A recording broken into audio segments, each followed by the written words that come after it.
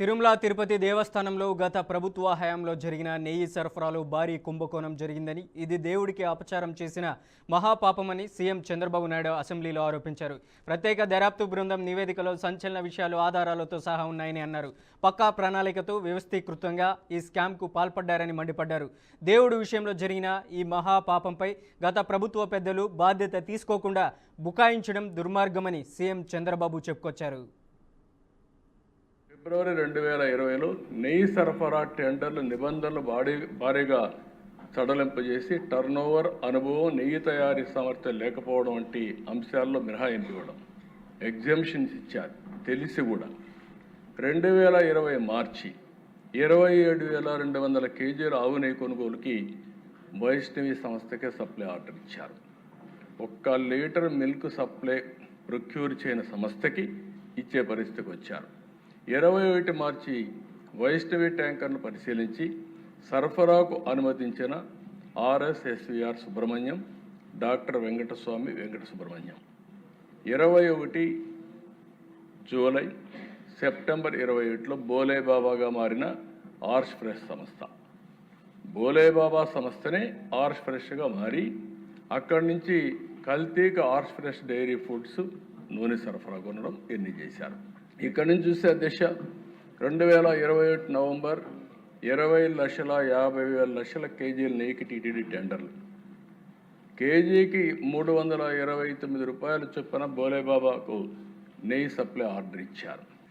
అదే అధ్యక్ష ఇక్కడ మీరు చూసినప్పుడు రోజుకి 4 లక్షల లీటర్ల పాలు కొనుగోలు చేయాలని నిబంధన తొలగించారు. నెయ్యి నిష్పత్తిలో అనుభవాన్ని 3 ఏళ్ల నుంచి ఏడాది కుదింపజేశారు. రోజుకు 12 టన్నులుగా ఉండాల్సిన వెన్న తయారీ 8 టన్నులకు తగ్గించారు. డైరీల వార్షిక టర్నోవర్ 250 నుంచి 150 కోట్లకి చేశారు. సాంకేతిక అధ్యయనం, ఫీల్డ్ విజిట్కి పూర్తిగా మినహాయింపించారు. ఫుడ్ సేఫ్టీ నిబంధనల్ని పూర్తిగా నీరుగార్చారు. ఇది కూడా మీరు అధ్యక్ష ఇక్కడ ఒకసారి చూస్తే ప్రధాన సూత్రధారులు పామల్ జైన్, విపిన్ జైన్, బోలేబాబా ఆర్గానిక్ డైరీ. ఇది కూడా మనం గుర్తుపెట్టుకోవాలి. There are 2 dairies, Bholebaba organic dairy and Bholebaba foods limited.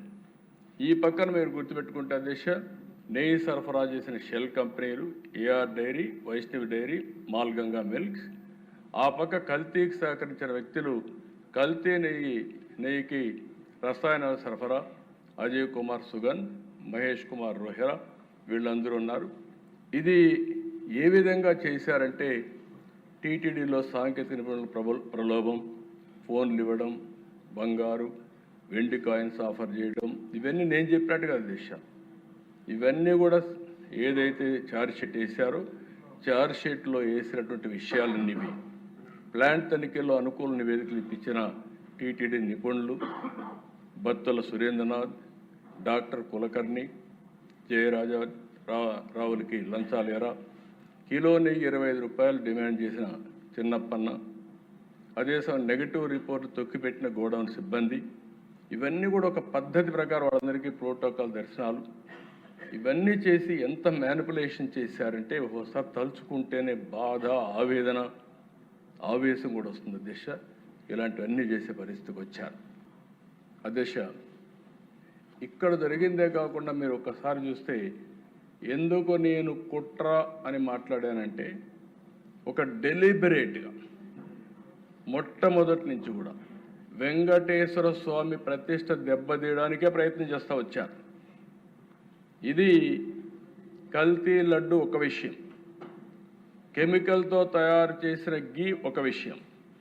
ఇక్కడ మీరు చూస్తే అన్యమత ప్రచారం, ఆర్టీసీ ఆంధ్రప్రదేశ్ రాష్ట్ర రోడ్డు రవాణా సంస్థ తిరుమలకి తిరుపతికి టికెట్ 22/8/2019లో వీళ్ళ గవర్నమెంట్ వచ్చిన తర్వాత పక్కన చూస్తే ఫ్రంట్లో ఇది ఉంటుంది, బ్యాకుకు పోతే తక్కువ ఖర్చు అన్ని సౌకర్యాలతో క్రైస్తవులకి పవిత్ర జెరూసలం యాత్ర. వెంకటేశ్వర స్వామికి దగ్గరికి పోయి యాత్రికులకు ప్రచారం చేయడం ఇదే అని అడుగుతాను. తిరుమల లడ్డు నెయ్యి కల్తీ వ్యవహారంపై అసెంబ్లీలో డిప్యూటీ సీఎం పవన్ కళ్యాణ్ సంచలన వ్యాఖ్యలు చేశారు. వైఎస్ఆర్ కాంగ్రెస్ పార్టీ హయాంలో లడ్డు నాణ్యతగా లేదని గుర్తు చేస్తూనే హిందువులలో ఐకమత్యం లేదని విరుచుపడ్డారు. ఇదే కల్తీ వేరే మతంలో జరిగితే పరిస్థితి మరోలా ఉండేదని డిప్యూటీ సీఎం పవన్ కళ్యాణ్ చెప్పుకొచ్చారు. మధ్య 11 కోట్ల మంది భక్తులను శ్రీవారిని దర్శించుకుంటే ఆ కాలంలో మొత్తం 48 కోట్ల లడ్డు ప్రసాదాలు విక్రయం జరిగింది. దాంట్లో సుమారు 20 కోట్ల లడ్డూలు నకిలీ నెయ్యితో తయారయ్యాయని చెప్పి టీటీడీ రికార్డ్స్ తెలియజేస్తాం.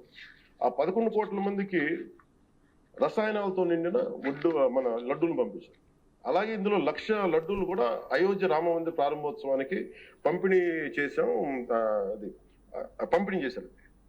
ఇప్పుడు మేము ప్రత్యేకించి మేము అడుగుతున్నాం ఏంటంటే, దీనికి సంబంధించి కంప్లీట్ పాలక మండలి బోర్డు, టీటీడీ పాలక మండలి board, they have to take responsibility. వాళ్ళని ఒక గత ప్రభుత్వాన్ని నడిపిన ముఖ్యుడైన వ్యక్తి వాళ్ళని వెనకేసుకొస్తున్నారంటే అందులో కూడా మీకు కూడా బాధ్యత తీసుకోవాల్సి వస్తుంది. అందుకని సభాముఖంగా మేము అందరికీ ఏం చెప్తున్నామంటే, let the law take its own course. ఎవరైతే దోషులు ఉన్నారో వాళ్ళకి శిక్ష పడాల్సిందే.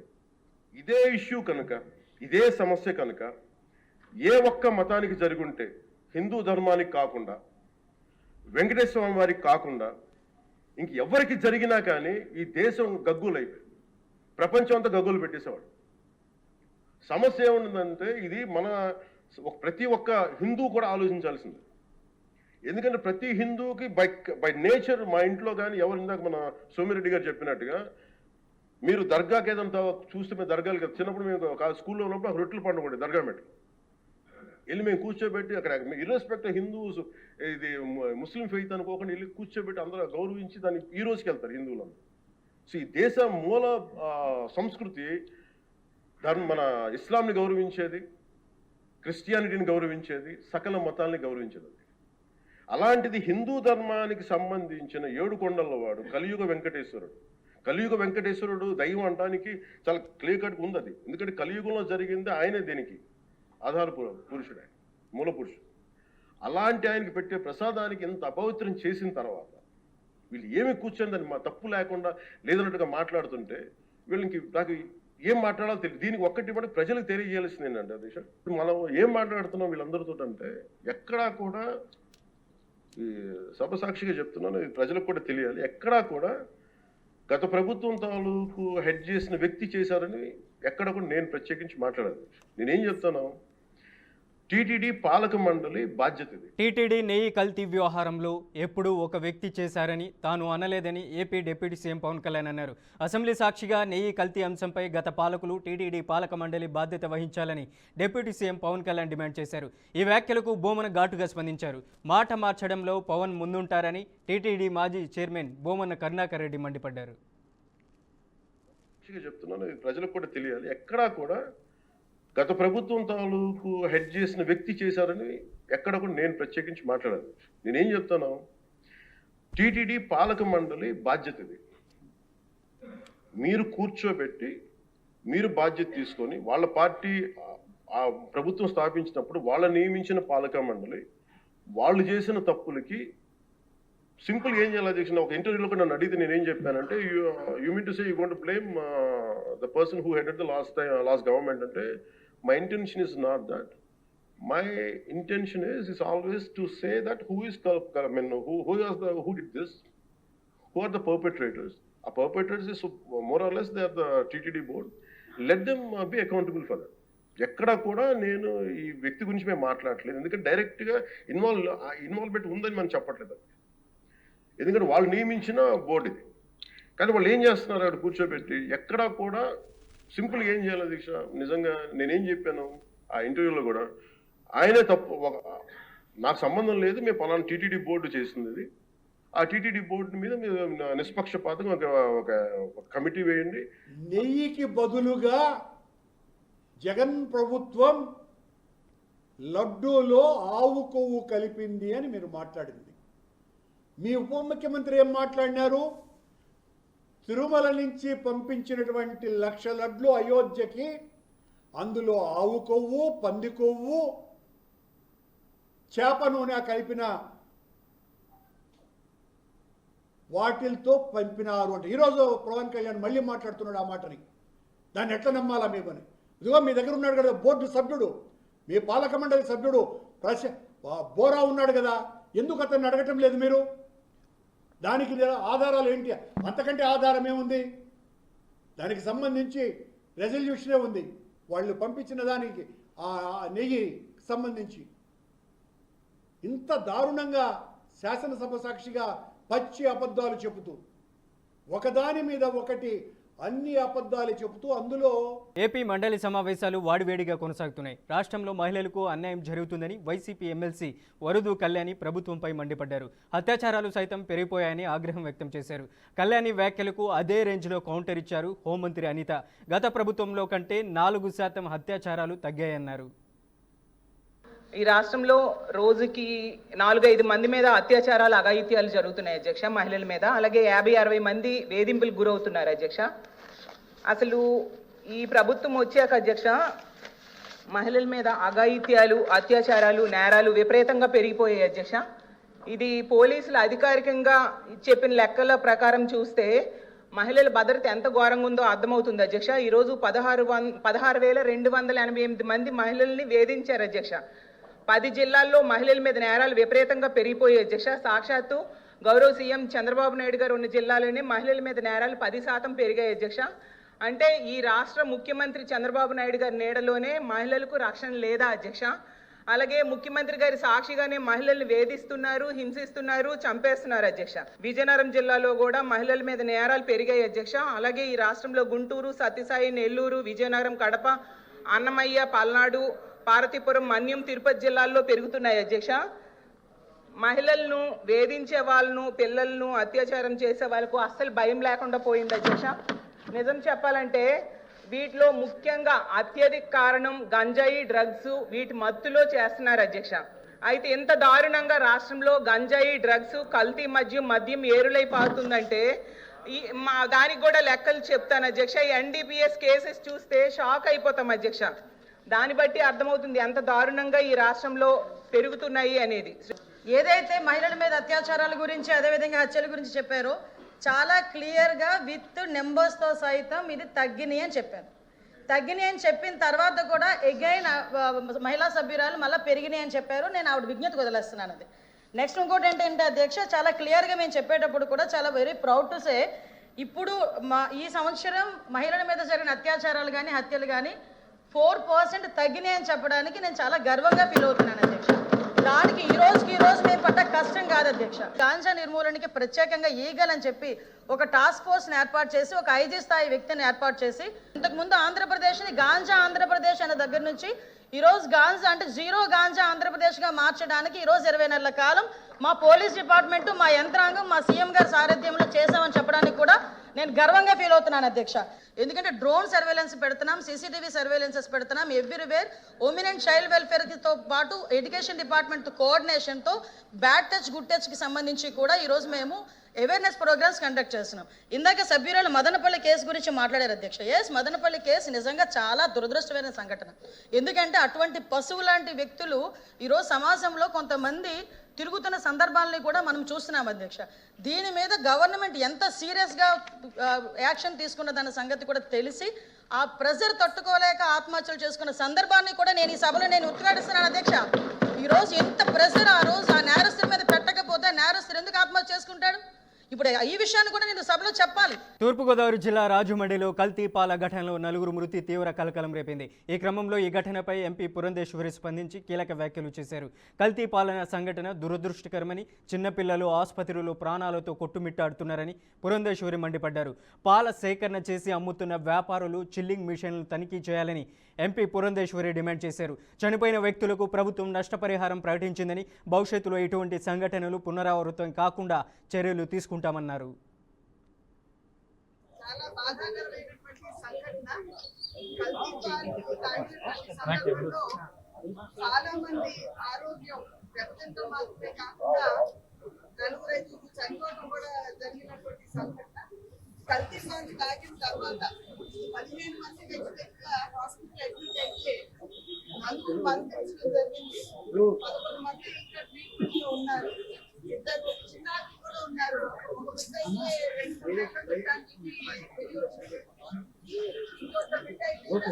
సంవత్సరాల బిడ్డ. వాళ్ళిద్దరూ కూడా అక్కడ రేడియో హాస్పిటల్లో ఉన్నారు. హాస్పిటల్లో వైద్య సౌకర్యం సహకారం వాళ్ళు అనుకుంటున్నటువంటి నేపథ్యం. అంటే ఒక రకంగా కల్తీ పాలంటే ఇథిలీన్ గ్లైకాల్ అనేటువంటి ఈ పాలల్లో కలిసిపోయి కల్తీ అయినటువంటి నేపథ్యం. అదేవిధంగా 5 సంవత్సరాలు లోబడినటువంటి పిల్లలకి బాగా దీని యొక్క ఎఫెక్ట్. ఆదిలాబాద్ జైలులో ఉన్న మాజీ ఎమ్మెల్యే బాల్కా సుమన్ను బీఆర్ఎస్ వర్కింగ్ ప్రెసిడెంట్ కేటీఆర్ పరామర్శించారు. జైలులో పెడితే మా నాయకులు భయపడతారని కాంగ్రెస్ వాళ్ళు అనుకుంటున్నారు. బాల్కా సుమన్ ఇవాళ కొత్తగా జైలుకు పోలేదు. తెలంగాణ ఉద్యమం సమయంలో 6 నెలలు జైల్లో ఉన్నాడు. మాకు ఇలాంటివేం కొత్త కాదు. కానీ ఒకటి మాత్రం పక్కా గుర్తుపెట్టుకో, రేవంత్ రెడ్డి మళ్ళీ నువ్వు చిప్పకూడు తినే సమయం ఖచ్చితంగా వస్తుందని హాట్ కామెంట్స్ చేశారు. డీజీపీ శివధర్ రెడ్డిపై కూడా కేటీఆర్ ఘాటు వ్యాఖ్యలు చేశారు. బాధ్యతలు తీసుకోగానే డీజీపీ శివధర్ రెడ్డి పెద్ద పెద్ద సినిమా డైలాగులు కొట్టిండు. రెడ్ బుక్ ఉండదు, పింక్ బుక్ ఉండదు, కాకి బుక్ మాత్రమే ఉంటుందని. మరి ఇప్పుడు కాకి బుక్ ఎక్కడికి పోయింది? మీ పోలీసులు యూజ్లెస్ ఫెలో అన్న పోలీసులు బట్టలు ఓడదీసి కొడతానన్న కేసులు ఎందుకు పెట్టడం లేదు? రాష్ట్రంలో కాంగ్రెస్, కేంద్రంలో బీజేపీ అధికారంలో ఉంది కాబట్టి వాళ్లకు ఒక నీతి, ప్రతిపక్షంలో ఉన్నాము కాబట్టి మాకు మరో నీతి అని కేటీఆర్ ప్రశ్నించారు. అధికారం ఎవరికి శాశ్వతం కాదని, 2 సంవత్సరాల్లో కేసీఆర్ మళ్ళీ సీఎం అవుతారు. రాష్ట్రంలో గులాబీ జెండా ఎగురుతుంది. ఖచ్చితంగా మీ అరాచకాలకు తగిన శిక్షను అనుభవిస్తారు. ఈరోజు చట్టాలను, ప్రజాస్వామ్యాన్ని, న్యాయాన్ని, రాజ్యాంగాన్ని తుంగలో తొక్కే ప్రతి ఒక్కరిని వదిలిపెట్టకుండా ఎక్కడున్నా పట్టుకొని ఖచ్చితంగా శిక్షిస్తామని మాజీ మంత్రి కేటీఆర్ హెచ్చరించారు. సుమన్ గారిని ఇక్కడ జైల్లో పెట్టారు. వారికి తెలియదు రేవంత్ రెడ్డికి సుమన్ ఇవాళ కొత్తగా జైలుకు పోలే. సుమన్ గతంలో తెలంగాణ ఉద్యమంలో 10 సార్లు జైలుకు పోయిండు. 6 నెలలు జైల్లో ఉన్నాడు వివిధ సందర్భాల్లో. ఇక టాస్క్ ఫోర్స్ ఆఫీసులు, పోలీస్ స్టేషన్లలోనైతే లెక్క కూడా లేదు. గని గంటలు గని రోజులున్నాడు. సుమను ఇవాళ మీరు జైల్లో పెడితే భయపడతాడనో, లేదా మా నాయకులు భయపడతారనో, మా చెన్నూరులో ఉండే నాయకులు భయపడతారనో, మా మంచిర్యాల జిల్లా నాయకులు భయపడతారనో, మా ఆదిలాబాద్ జిల్లా నాయకులు భయపడతారనో రేవంత్ రెడ్డి అనుకుంటుండొచ్చు. కానీ ఆయనకు నేను ఒకటే చెప్తా ఉన్నా, రేవంత్ రెడ్డికి గుర్తుపెట్టుకో, మళ్ళీ నువ్వు చిప్పగూడు తినే టైం వస్తుంది. గుర్తుపెట్టుకో ఇట్లాంటి అరాచకాలు. వరంగల్ జిల్లాలో మాజీ మంత్రి హరీష్ రావు పర్యటించారు. ఈ పర్యటనలో భాగంగా హెల్త్ సిటీని హరీష్ రావు సందర్శించారు. కాంగ్రెస్ అధికారంలోకి వచ్చిన తర్వాత హెల్త్ సిటీలో పెద్ద మార్పులు జరగలేదని హరీష్ రావు అన్నారు. పేదల కోసం కేసీఆర్ హెల్త్ సిటీపై శ్రద్ధ పెడితే రేవంత్ రెడ్డి మాత్రం ఫ్యూచర్ సిటీపై శ్రద్ధ పెట్టారని మాజీ మంత్రి హరీష్ రావు విమర్శించారు. హెల్త్ సిటీ చూడ్డానికి వచ్చాం. గతంలో కూడా ఏడాది కింద వచ్చాం ఇక్కడికి. అప్పటికి ఇప్పటికీ పెద్ద తేడా లేదు. నిజంగా బీఆర్ఎస్ అధికారంలో ఉంటే 2024 దసరాకు అన్ని వసతులతో పూర్తి స్థాయిలో సూపర్ స్పెషాలిటీ ఇనాగ్రేషన్ అయిపోయి ఉండేది. కానీ కాంగ్రెస్ వచ్చిన పుణ్యమాని హెల్త్ సిటీ పనులు అటకెక్కినాయి. రేవంత్ రెడ్డి గారి ధ్యాసంతా ఫ్యూచర్ సిటీ. తెలుగు రాష్ట్రాల మధ్య దశాబ్దాలుగా నెలకొన్న కృష్ణా గోదావరి జలాల పంపిణీ అంశాలు ఇంకా అప్రశుకృతంగానే ఉన్నాయి. ఈ క్రమంలోని ఇవాళ సీఎం రేవంత్ రెడ్డి దేవాదుల ప్రాజెక్టుపై కీలక వ్యాఖ్యలు చేశారు. దేవాదుల సాక్షిగా కృష్ణా గోదావరి జలాల సాధనలు వివాదమా, పరిష్కారం అంటే తాము పరిష్కారం కోరుకుంటామని అన్నారు. రాష్ట్రంలో ప్రతి పౌరుడికి తాగునీరు, ప్రతి ఎకరాకు సాగునీరు అందివ్వడమే తమ ప్రభుత్వం ముందున్న టార్గెట్ అని సీఎం రేవంత్ రెడ్డి చెప్పుకొచ్చారు.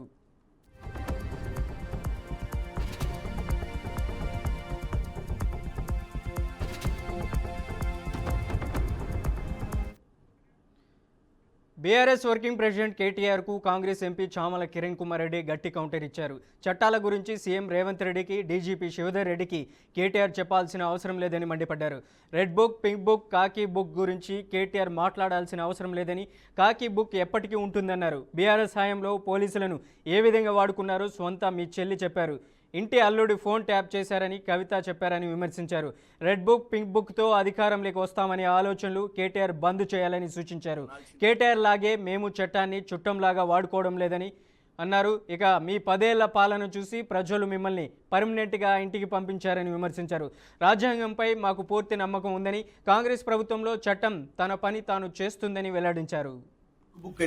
కేటీఆర్ గారు, మీరు సీఎం రేవంత్ రెడ్డి గారికి, డీజీపీ శివధర్ రెడ్డి గారికి మీరు చెప్పాల్సిన అవసరం లేదు. చట్టాల గురించి, రాజ్యాంగం గురించి, ఈ రెడ్ బుక్లు వీటి గురించి. ఎందుకంటే కాకి బుక్ ఎట్లా ఉంటుంది, ఎందుకంటే ఎఫ్ఐఆర్లు అన్ని కాకి బుక్లనే ఉంటాయి. మీరు అంటున్నారు ఈరోజు మేము రెడ్ బుక్ తెరుస్తాము 3 ఏళ్లలో అధికారంలోకి వస్తామని. మీరు 3 ఏళ్లలో అధికారం వస్తున్న విషయాన్ని పగటి కళాలు కనాల్సిందే. ఎందుకంటే నిన్నగాక మొన్న జరిగిన మున్సిపల్ ఎన్నికలలో మన పరిస్థితి ఏందో అర్థమైపోయింది. అంతకుముందు జరిపిన గ్రామ పంచాయతీలు అర్థమైపోయింది. అంతకుముందు పార్లమెంట్ మావోయిస్టు కేంద్ర కమిటీ అప్రకటిత కార్యదర్శి తిప్పిరి తిరుపతి అలియాస్ దేవ్జీ తెలంగాణ డీజీపీ శివధర్ రెడ్డి ఎదుట లొంగిపోయారు. ఆయనతో పాటు బడే చొక్కారావు, మల్లా రాజిరెడ్డి, నూనె నరసింహారెడ్డి కూడా లొంగిపోయారు. ఈ మేరకు డీజీపీ శివధర్ రెడ్డి విలేకరుల సమావేశంలో వివరాలను ప్రకటించారు. దేవ్జీ, బడే చొక్కారావు, మల్లా రాజిరెడ్డి, నూనె నరసింహారెడ్డిలు మావోయిస్టు ప్రయాణాన్ని డీజీపీ వివరించారు. గత 2 ఏళ్లలో 4 సీసీఎంలు, 16 మంది ఎస్ఎంఈఎంలు, అలాగే 26 మంది డివిజన్ కమిటీ సభ్యులు, ఇక సెక్రటరీలు 85 మంది, ఇక ఏసీఎస్లు 60 మంది, పార్టీ సభ్యులు సహా మొత్తం 51 మంది ప్రధానంగా ఉన్నటువంటి సందర్భంలో ఇక 591 మంది కూడా జనజీవన స్రవంతంలోకి వచ్చారనేసి కూడా తెలంగాణ డీజీపీ శివధర్ రెడ్డి తెలిపారు. ఇక తెలంగాణలో పుట్టి పెరిగిన 11 మంది ఇంకా మావోయిస్టు ఆజ్ఞాతంలోనే ఉన్నారన్నారు. వాళ్ళలో కొంతమంది మాతో చర్చలు జరుపుతున్నారని శివధర్ రెడ్డి చెప్పారు. ఇక త్వరలోనే వారు కూడా బయటకు వస్తారు. పోలీసుల అమరవీరుల సంస్మరణ సభ సందర్భంగా తెలంగాణ సీఎం రేవంత్ రెడ్డి ఇచ్చిన పిలుపు మేరకు ఎంతోమంది మావోయిస్టులు అజ్ఞాతాన్ని వీడి జనజీవన స్రవంతులోకి వస్తున్నారు. అలా వచ్చిన వారికి రాష్ట్ర ప్రభుత్వం ప్రకటించిన రివార్డులు, పునరావాస ప్రయోజనాలు వెంటనే అందిస్తామని డీజీపీ శివధర్ రెడ్డి వెల్లడించారు. 25లో ఇతన్ని తెలంగాణ రాష్ట్ర కమిటీకి బదిలీ చేయగా అప్పటి నుంచి ఇప్పటి వరకు అతను ఆ బాధ్యతలో ఉన్నాడు. 21 అక్టోబర్ 2025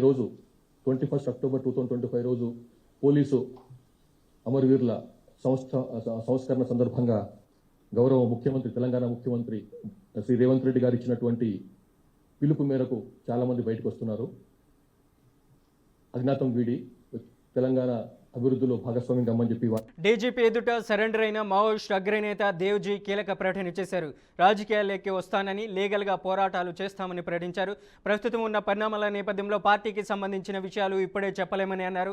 పార్టీకి సంబంధించి త్వరలో అన్నింటికీ సమాధానం చెబుతామన్నారు. తన రాజకీయ జీవితంలో సమస్యలు రావద్దని, అందుకే ఈ వేదిక ద్వారా ఏం చెప్పడం లేదన్నారు. అనారోగ్య కారణాల వల్లే తాను అజ్ఞాతం వీడుతున్నానని, వ్యక్తిగత జీవితాలను కొనసాగించేందుకు బయటికి రాలేదన్నారు. మీడియా మిత్రులందరికీ విజ్ఞప్తి ఏంటంటే, ఇప్పుడు ఇది నేను ఎందుకు బయటకు రాదలుచుకున్నా అనే విషయాన్ని చెప్పడానికి పరిమితమై మాట్లాడదలుచుకున్నా.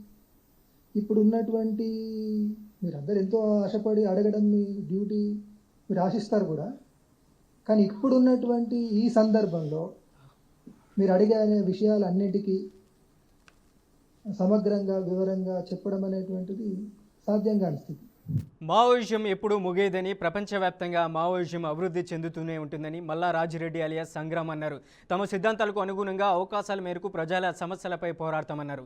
ఇంతకాలం రాజకీయాలు, సిద్ధాంతాలు చెబుతూ ప్రజలను సంఘటితం చేశామే, ఆ అవగాహనను మా నుంచి తొలగించుకోబోమన్నారు.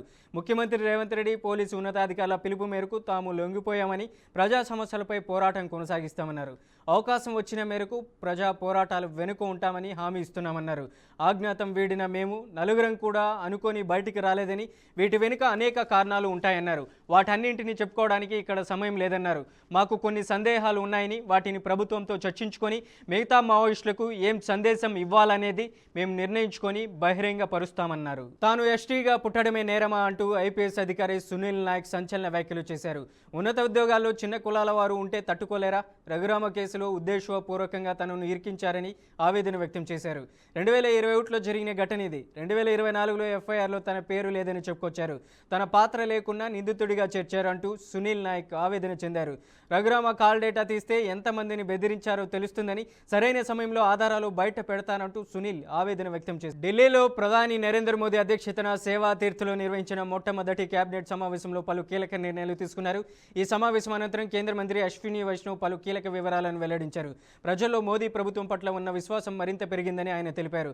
కేరళ రాష్ట్ర ప్రభుత్వం కోరిన విధంగా ఆ రాష్ట్రం పేరును కేరళంగా మార్చేందుకు కేంద్ర కేబినెట్ ఆమోద ముద్ర వేసింది.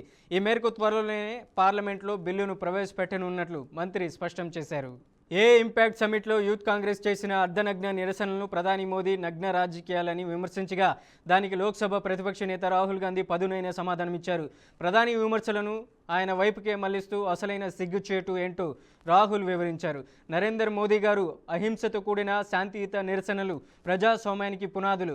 మా కార్యకర్తలు చొక్కాలు విప్పి నిరసన తెలపడం సిగ్గుచేటని మీరు అంటున్నారు. సెక్స్ అఫెండర్ జెఫ్రీ ఎఫ్స్టీన్ ఫైల్స్లో మీ పేరు, మీ స్నేహితుడి పేరు, మీ కేంద్ర మంత్రి పేరు బయటపడడం కంటే సిగ్గుచేటు మరొకటి ఉంటుందా? దీనికి మీరు ఏం సమాధానం చెప్తారని రాహుల్ గాంధీ నిలదీశారు.